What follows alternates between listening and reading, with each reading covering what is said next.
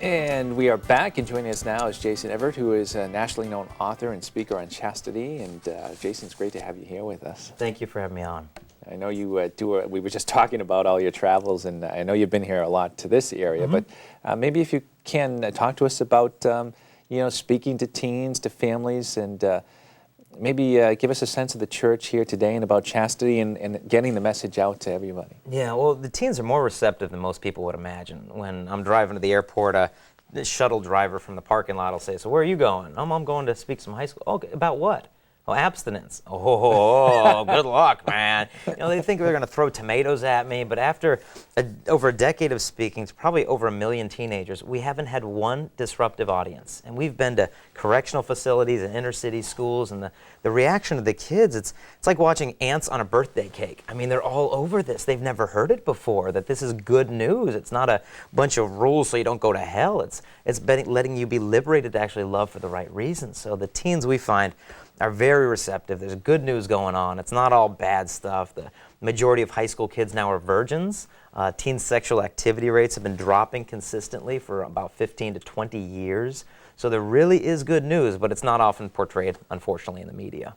Now, was I correct in the beginning when I said that it's kind of a misunderstood teaching of the church, or, way that we live our lives, chastity, that people think it's this terribly repressive thing? Oh, it is. It absolutely is. I remember when my wife and I were engaged, we got a phone call from England, from the BBC. They wanted to do a documentary TV show on our engagement because apparently they had heard from England that there was an American couple that wasn't cohabiting and sleeping together before marriage, so they wanted to do a show on it. So they came over and did the interview and everything, and the show is called Anna in Wonderland, and it's about a woman who visits different bizarre cultures around the world and reports on them. And the show after ours apparently was on vampires. She's done shows on prostitutes, female professional wrestlers, psychics, and people who believe they have animals living inside of them. And of course, my wife and I. But that gives you a snapshot of how bizarre the world. Why would you want to repress this natural, healthy, normal thing? That's so unhealthy. That's so neurotic. And they don't understand that chastity is not the elimination of sexual desire. What it is the perfection of it. That where you place love above the disordered desire just to lust and to use. And so if you really understand the church's teachings for what it is, it's not repressive, it's liberating. And talk about that too, just mentioning that television show and stuff, but the secular culture and the many shows that these kids are exposed to, that they geared towards younger people supposedly, but how much of an obstacle is that for kids to overcome and to sort of get through that to them? Yeah, I mean, the more of this television and music they listen to, the more likely they are to become desensitized over time, of thinking, well, isn't everybody going to bed with everybody? And they start to compare themselves to people who are worse than they are. And so they think, well, I'm pretty good compared to them. I mean, look what they're doing. But we can't. If we want to be close to God, we can't compare ourselves to people who are worse than ourselves. We should compare ourselves to the saints. And that makes our faults come to the surface more easily so Christ can purify them. And so what I encourage the young people to do is just to stay away from the pollution of the reading these kinds of magazines and TV shows. I was on the airplane and I looked a few seats next to me was a woman reading a Cosmopolitan magazine. And I just felt so bad for her, because what that's doing to her concept of love and relationships, it came to my mind immediately. I thought of the image of a person who wants healthy lungs, putting their mouth around the muffler of a car and just breathing that in. That's what it does to your soul and your concepts of love. So I think for the young people today, we need to encourage them to purge themselves of all that, the filth, and focus their attention on godly things. Read good books, hang out with good friends. If they can find good friends, get in a good youth group, purity is going to be a lot more possible for them. I like that image of the tailpipe on the car. We don't recommend that. I'm going to remember that one. Yeah. A few weeks ago, a lot of our viewers know we were present at the National Catholic Youth Convention and conference and celebration, whatever it was. I can't think of the exact name, in Kansas City, but I know you were there too. And what kind of an experience was that for you? Oh, it was fantastic. It was a National Catholic Youth Conference, and what we had are 22,000 teenagers from around the country coming to a weekend to celebrate Christ and their faith. And if you ask most people, what do you think 22,000 kids were up to, on a Saturday night? Well, what they were doing, Eucharistic adoration, Mass. We had a chastity talk. 22,000 teenagers gave a standing ovation to a chastity talk. And I think the older generation needs to hear this, that the young people are thirsting for this message. They're not going to be just shut you down, and they might roll their eyes when you first start talking, but when you really convey the truth and the beauty of human sexuality to them, it's something they've never heard before. And someone said to me, it's terrible how the culture glorifies sex. I thought, no, they don't. The culture doesn't glorify sex. It's the church that glorifies sex. It's only in the church's teachings of human sexuality that they see the glory of God's plan. The problem isn't the world glorifying it.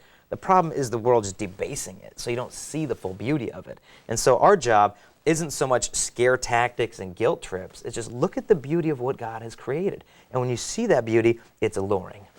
I know you've written a lot of things, Jason, as well, and maybe if you could talk about that. I know you have a book, a prayer for teens, and how essential prayer is, you know, to sort of capture this and sort of, you know, enliven it in people's lives. Yeah, we did write a prayer book. It's called Pure Faith. It's a prayer book for teens, and morning prayers, evening prayers, how to get ready for confession or mass, or prayers for your family or studies. And the reason I wrote it is something Mother Teresa said. She said, purity is the fruit of prayer.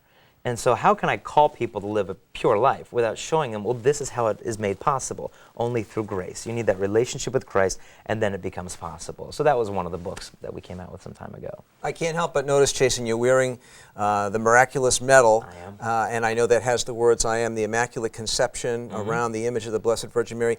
How does Mary, whose Immaculate Conception we honor in the church today, how does her example prove to be very helpful for us in terms of living chaste lives? Well, to me, she's everything. I mean, I've consecrated myself, my family, my marriage, my ministry, my everything to her, just putting everything in her hands so that she might present us to Christ. And today on the Feast of the Immaculate Conception, you know, Our Lady was purified from all sin so that she might be an appropriate dwelling place for God. Likewise, if we want Christ within us, we should strive to purify our own selves, to make ourselves a little Nazareth, a little Bethlehem, a little version of the Virgin Mary, that Christ would come into us. And so we can look to her not only for her example, but for her intercession. I think so often as Catholics, you know, we look at the statues as we drive by church. Oh, there's a statue of Mary. And you fail to think, well, she's right now in heaven just waiting to hear your petitions. I mean, you could imagine if the Virgin Mary appeared to you right now and said, I'm the Immaculate Conception. I stand before the throne of God. Would you like me to ask my son anything for you? You would, oh, I want this, and my aunt has cancer, and I want this, and I want that. Just to know she's always there, driving to work, pull out your rosary, but take it off the rear view mirror and put it in your hands. Pray it. And so I think it's so important that if you want to persevere in a pure life, especially as a man, with today's culture, how it bombards us with just a messed up idea of womanhood, we need our idea of womanhood restored to the proper place. And the Virgin Mary is the ideal person to do that. And with her, St. Joseph, the guardian of virgins. I couldn't help but think at Mass today and listening to the gospel, you know, I'm sure people watching you right now and have in the past and will and say, oh, that's, you know, those are nice words, Jason, but I mean, it's really not possible. Come on, you know, a real life and everything. But in the words of the gospel today, with God, all things are possible. With God, nothing is impossible. Absolutely. I mean, with faith, as you said, anything is possible. We need to look even at the young people, for example, on this stuff.